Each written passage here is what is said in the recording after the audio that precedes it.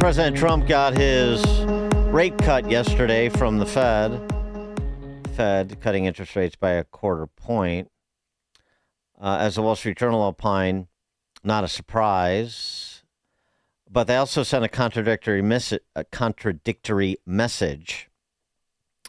They said they anticipate two more 25 basis point rate cuts this year and another one in 2026. Yet they also project that inflation is proving more persistent than anticipated.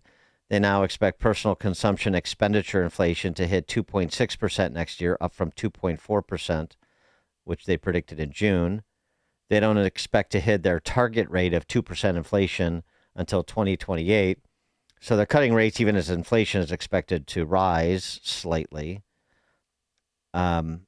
Yet the failure to get back to that target is the single biggest risk job hanging over the Fed as an institution.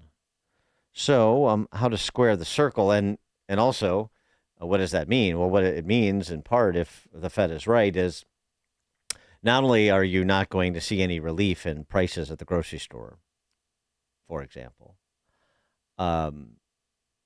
what you thought may be a slower rate of increase from the point we are at now is going to tick up even a little bit more. For more on this, please be joined, as always, by Scott the Cow Guy Shellady, market specialist for Market Day Report, 10:30 to 1. He's also the host of the Cow Guy Close, 1 to 1:30 Chicago time, both at RFD-TV. Scott the Cow Guy, thanks for being with us. Good morning. So your reaction to the much anticipated and expected rate cut and those other projections, particularly about inflation, what that means. Well, the Wall Street Journal is absolutely correct. The last 4 months, we've seen a steady but slow rise in inflation across the board. CPI, PPI, and PCE in general. Every now and again, you get a little bit of an abatement, but still, inflation is a story, and it's not going away, and nobody wants to talk about it. And there's another gauge that we look at for the amount of money in the system. It's called M2, money supply. And if there's a lot of money in the system, but you don't change how much stuff you can buy with it, I mean, that's the definition of inflation. And M2 spiked real high back in 2022 when we saw the CPI, the Consumer Price Index, at 9.1. Right now, our money supply is larger than it was back then. So there's more and more money in the system, and I think that that's what the Wall Street Journal is also referring to. So the money supply is spiked to all-time record highs, slowly but surely. And the reason why people aren't paying attention to inflation is because we keep meeting expectations month over month, but the expectation number is always a little bit hotter than it was last month. Inflation is going to be a story next year, or maybe even by the end of this year, and nobody wants to talk about it because everybody wants these rate cuts. So he gave us a 25 basis point cut. We all had to look at that dot plot thing. I've spent 39 years in finance, and this guy's got me looking at a Rorschach test. I can't stand that dot plot thing, but that's what everybody's talking about. And yeah, it looks as though we're going to get 3 cuts this year and maybe 1 next year. But remember, we were expecting 10 cuts at the end of last year, and we got 4. So everybody gets a little bit too excited about it. I mean, rates aren't crazy high right now. We are a little bit more. We are a little higher than a lot of our cohorts around the world. But, I also heard yesterday was, I'm going to give you a rate cut, and he called it a risk management cut. That's a little disappointing. And I really felt as though he was like, you know what I'm going to do? I'm going to cut rates, but and I'm going to make sure that I let you know that I'm apolitical. And I might even actually sacrifice the U.S. economy to that effect. So I'm so disappointed in how this is all, working out. He waited so long to cut rates, and he was hoping. I mean, I genuinely believe he wanted to make himself right and was hoping for inflation. In the end, he might be right, but it's taken him so long to get to this spot. So had we had those numbers from the BLS correct, remember that big jobs vision we got last week? Somebody even asked him the question, had you had the right jobs numbers? I mean, we took away more than half of last year's job growth in one fell swoop. Somebody asked him that question yesterday, and his answer was, well, you know how we just try to manage ourselves by looking out the front windscreen, not the rear view. That's not an answer. Yes, if you had those numbers, you would have definitely cut rates by now. Right. You want to talk about that. If you knew there were 1 million fewer jobs created than was reported, would that have changed your view? How could it not have changed your view? But he basically said no. So, I mean, the guy, this is a joke. I mean, I'm sure it's, but I have a real strong opinion about guys like him, and there's 400 of them at the Fed. Believe it or not. I don't know how. I don't know how. And by the way, I talk about artificial intelligence on my show all the time. I love it, okay? I know there's going to be some bad stuff with it, but we always talk about those people that are at risk of losing their jobs because of it. And everybody used to say the man on the assembly line was going to be the first guy to go with technology. No, they're the last guy to go. Those folks, plumbers, electricians, welders, they're going to be in jobs for a long time. The middle manager, white-collar worker that just collates data and comes up with a plan or an answer to a problem, those guys are gone. That's what AI does. That's the definition of AI. And I think you could apply that to the entire Fed. There's no reason why we couldn't pump in all the stuff they're looking at into AI and have it come out with what should we do with interest rates. I mean, these people don't even shop at like you said, grocery store prices are still going up.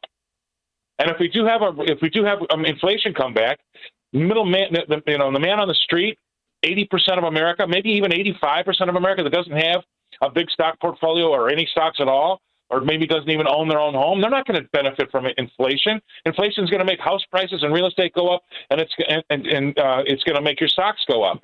And by the way, the rich are the ones that get richer, and it's not their fault. You can't get mad at them, right? When we have inflationary times, they own a lot of stuff that goes up in value.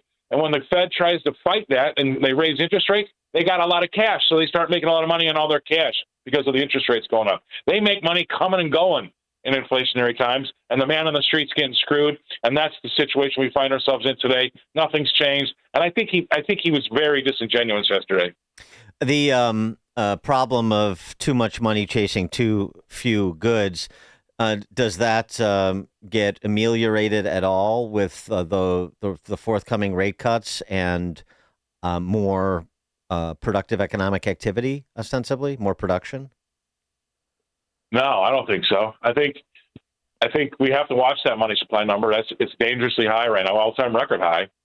But I think the thing that could really kind of take a little of the air out of it is artificial intelligence. And again, I don't mean to go back to it again, but we're going to have some big productivity gains. And by the way, if you think about it, Dan, if I told you that we had the growth that we had in the economy this year after knowing everything we know, I mean, think about it. We took 1 million jobs out of the number we thought we had, and we were still that's a big shot in the arm for productivity, right?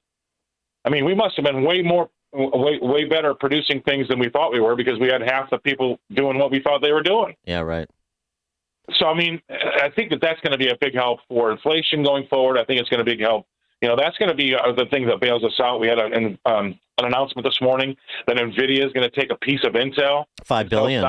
Yeah. Intel stock's up 28%. So those are all really exciting things. And that's just, I had a guy on my show the other day. I asked him, where are we in the life cycle of artificial intelligence? Because we need it to help the situation out because we're going nowhere fast. But he says we're taking batting practice in front of a doubleheader. That's where we're at. So I think that's a pretty good way to put it. So I think we're going to get way more productive. That's going to help with inflation. It's not going to help with jobs, but inflation. The Fed's decided to worry about jobs right now and let inflation go, basically. What's that? Speaking of the sort of industrial base and talking about jobs, since you mentioned the assembly line. Germany announced 125,000 industrial job cuts in 6 weeks. That would be like if the U.S. Lost like 300,000 factory jobs in that same period of time. Volkswagen, Mercedes, Audi, Daimler Truck, Bosch, the automakers there laying off a combined 111,000. Steel and heavy duty industry layoffs 11,000, rail and transport 35,000, postal and logistics 8,000. Tech even is about 3,500. SAP 3,500 in Germany, 10,000 they're laying off globally. What's happening in Germany, and is that any sort of canary in the coal mine for industrial production in this country? Yeah, I think it is because we're going down that route. Our workers get more and more money. I mean, Some of these people are making $40 an hour minimum, $38 an hour minimum wage in California if you work at the airport or a hotel. So they've got so many benefits built into their system over there. They're not competitive anymore.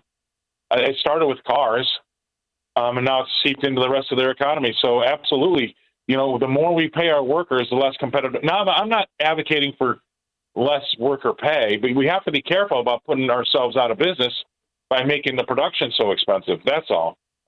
And we need to have more representation on our boards from the workers. I would love to see that to bring it all back to, bring the circle back. But I think, that's a great. I mean, they're a Western country.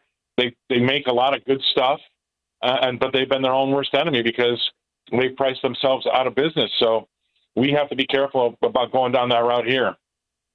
And something else too, you mentioned housing prices, and in an inflationary environment, housing prices go up, and that further makes access to a home,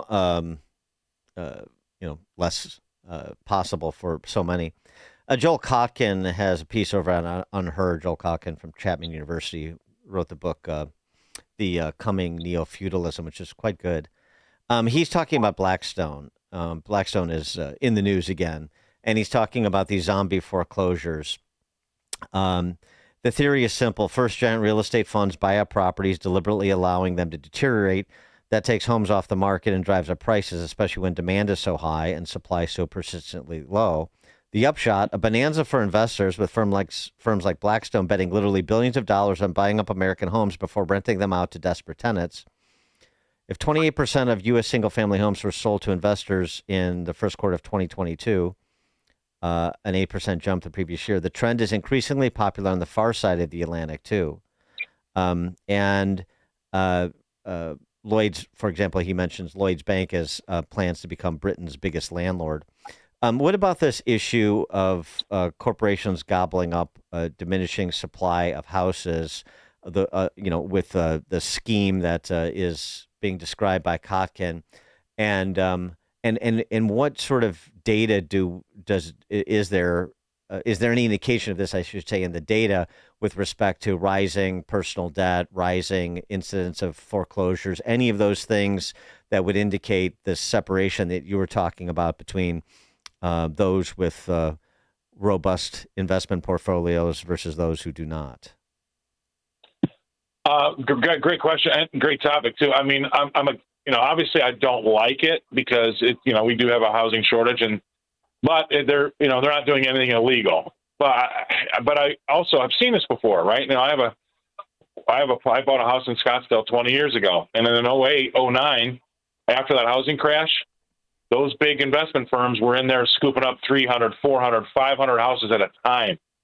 And then they would bring in their own realtor, their own management company. They were all, their own do-it-yourself, fixing, painting, mowing companies. I mean, they were top to bottom fully integrated.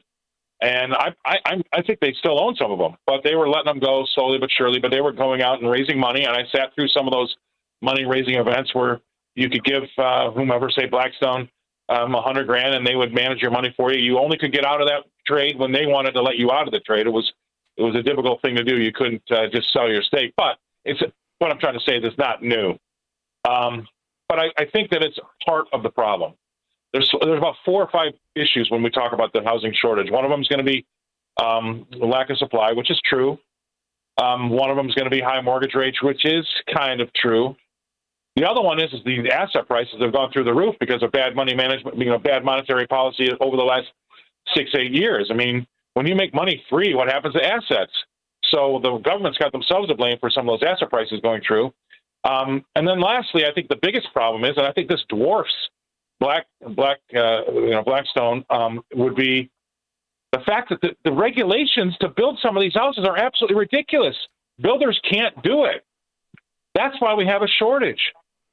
They can't build. I mean, so now they're having to build them bigger, so they're not starter homes to be able to make sure they can get their money out because the permitting process is so bad. Case in point is Elon Musk moved his firm from California to Texas because he could get his plant built in Texas faster than he could get through the permitting process in California. So I think the biggest issue, even that dwarfs any of these investment firms scooping up houses and renting them out, waiting to sell them, and owning a lot of them, I think it's this regulation that is strangling these home builders from flooding the market with good, cheap homes at reasonable prices for the first-time buyers to get on the ladder, because that's what you need to get on the ladder to move everybody up the ladder. I think that's the biggest issue. Yeah, and don't even get me started on the pace at which homes are being rebuilt after the fires in the Palisades. Right? Oh my God, that's a great example. Yeah. Scott, the cow guy, I'm sorry. Go ahead, Scott. No, that's a case in point, and so is Elon. I mean, you can see it right in front of your face, but nobody wants to talk about that. Scott, the cow guy, Shellady, market specialist for Market Day Report, 10:30 to 1. Cow guy close. He's the host, 1 to 1:30. Chicago time, both at RFD-TV. Scott the Cow Guy, thank you as always. All right, man. Have a great day. You too. You joined us on the Turnkey.pro answer line. This is Chicago's Morning Answer. Your show keeps me alive during the week. There's nobody I'd rather listen to between 5 and 9 in the morning than you guys. On AM 560, The Answer. Do you owe $10,000 or more in credit card debt or personal loans? With credit card debt at all-time highs, Debt Relief Advocates